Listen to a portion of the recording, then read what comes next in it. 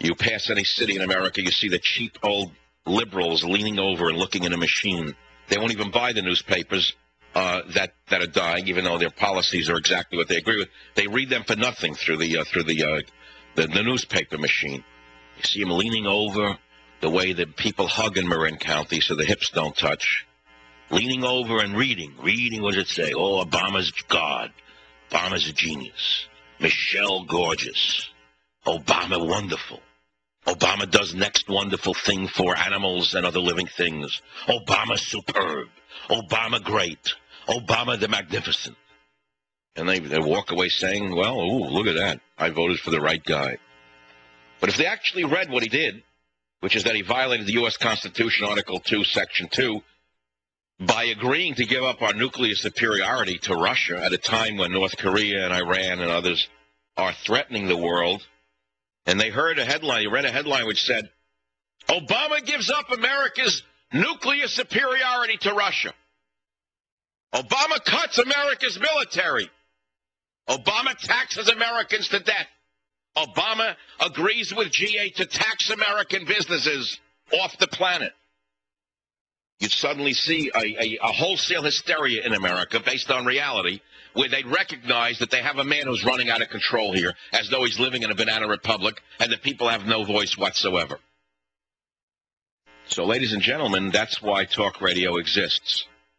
We are your last vestige of reality. You may say, well, come on, you deal with rhetoric and bombastic material. Yeah, sure we do. Otherwise, you wouldn't listen at all. But we are the only counterbalance that you actually have with this monstrous construct called the government media complex, another phrase I created in 1997. And so I give it to you as it is. The president is violating the U.S. Constitution because he's a clever manipulator of the law. He's a constitutional lawyer who was trying to get around the Constitution by using the law to get around the Constitution, because as I've told you, liberals use the Constitution for toilet paper when it doesn't suit them, and they hide behind it when someone catches them. Right now, the president has used your Constitution as toilet paper by signing an extension of a treaty without going to Congress, meaning the senators, for a discussion and a vote. He didn't go for that. Instead, you watched a pervert being buried in a gold coffin. Obama's polls are taking a dive. You won't read that tomorrow in your hack government-controlled newspaper. May as well be Izvestia or Pravda. I first told you about Pravda 10 years ago. I'm not the issue. You're not the issue. He's not the issue. We're not the issue. We're not the issue. You're not the issue. He's not the issue. All aboard? All aboard the Obama train. Get aboard the Obama gravy train. Every loser in America thought he was going to give them a free car and a free house. Every loser in America thought that the food stamps would go up, the welfare would go up, the medical care would go up. Every loser in America who hated their better neighbors, the neighbors who did better than them. Every loser who thought they'd have their neighbor's house, their neighbor's car, their neighbor's wife, their neighbor's children, their neighbor's education, their neighbor's business, is suddenly waking up to the fact that he's just another lying politician. But this one does not even have their national security at heart. All aboard? All aboard the gravy train. What gravy train? There's a train, but there's no gravy. All aboard the Obama train. Your train, my train, his train, cold train. Let's have some cold train on the way out the station house door. Your train, my train, his train, cold train. Hit it, Johnson, before I run out of steam.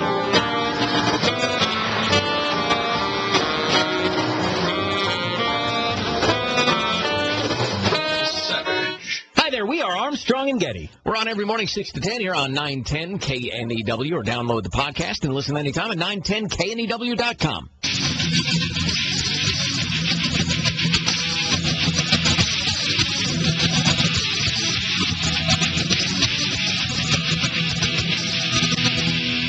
You're listening to an encore broadcast of The Michael Savage Show.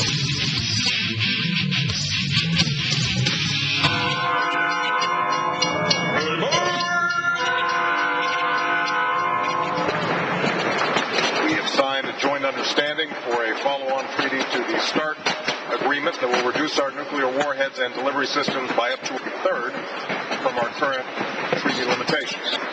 This legally binding treaty will be completed this year. violating the U.S. Constitution. The President shall have power by and with the advice and consent of the Senate to make treaties provided two-thirds of the senators present concur. Constitution Article 2, Section 2, yet the dictator Obama has just given up our nuclear superiority to Russia, saying that this is binding. Where did he get this authority from? Where did he get the authority from? How is this possible? The fact of the matter is, I don't know if we can stop this man while it is still possible to stop him, either through impeachment, but by giving away our nuclear defenses to Moscow at a time that Iran, North Korea, and others are seeking to gain nuclear arsenals themselves, is not only folly, it's insanity. I'm not the only one who says this, so something doesn't make sense, especially when we have a one-party system with literally a government-controlled press, a government-controlled press that refuses to report anything except positive news about Obama. Polls are showing that his popularity is at an all-time low. Rasmussen reports show that the daily presidential tracking poll shows only 32% of voters approve of Obama's performance. 32%! While 37% disapprove, giving him a rating of -5. The fact of the matter is you won't see this in any newspaper tomorrow because the fellow travelers of the internationalists, the Fabian socialists, whichever you prefer, are all in conspiracy together to make sure that you pay only attention to the golden coffins where pedophiles are buried. 1-800-449-8255, michaelsavage.com has all of these stories. You must read them. You must read them. You must read them. Let's begin with the callers in Fort Lauderdale. Charles, thank you for calling. What's on your mind? Michael, there's a doctrine of nuclear warfare called mutually assured destruction. And what it means is that no matter how many hits we take from nuclear weapons, we will be able to launch a counterstrike that completely annihilates our enemy.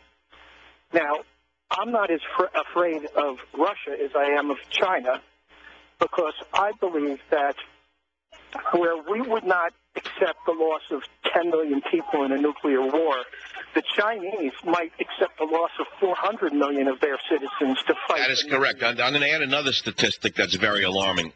How many excessive men do they have in China right now? Do you happen to know? No, I don't. All right. It's in the several millions. They have had a one-child policy for many years, but it was really aimed at eliminating girl babies to produce more boys with one intention in mind. If you study the history of nations, any nation that has had an excessive number of men proportionate to male and female ratio has always gone to war. They've used the men for one thing only, which is to wage war. Are you aware of that? No, Michael, I'm not. You know, I mean, I walk around with all these facts in my head.